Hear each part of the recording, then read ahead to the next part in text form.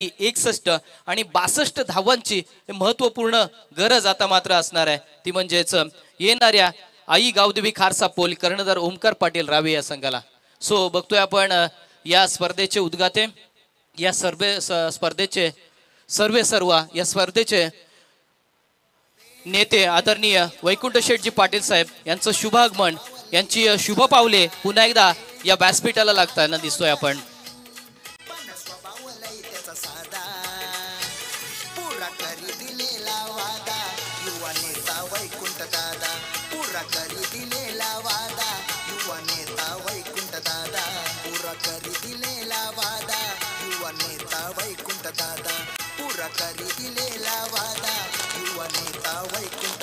आपण बघतोय आदरणीय वैकुंठ शेठजी पाटील साहेब यांचं शुभागमन व्यासपीठावरती होतोय.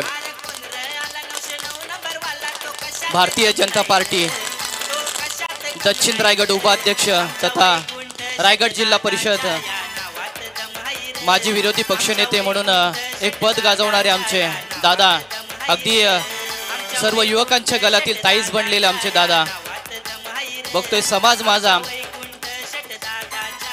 माझा मी समाजाचा, समाजसेवा हीच खरी ईश्वर सेवा असं मानून खऱ्या अर्थानं स्वतःला समाजसेवेमध्ये झोकून देणारे, राजकारणामध्ये असताना सुद्धा समाजकारणाचं मोठं व्रत त्यांनी अंगाखांद्यावरती घेतलेलं आहे. मग कोणताही तालुक्यामध्ये कोणतंही गाव असो, असं कोणतंच क्षेत्र नाही आहे की त्या क्षेत्रामध्ये वैकुंठ शेठ पाटील साहेब यांचं शुभागमन होत नाही किंवा ते तिथे पोहोचत नाही आहे. आणि आज तर या स्पर्धेच्या निमित्तानं, या स्पर्धेचे या स्पर्धेचे उद्घाटे, या स्पर्धेचे प्रणेते आमचे आदरणीय वैकुंठ शेठजी पाटील साहेब यांचं शुभागमन व्यासपीठावरती होते.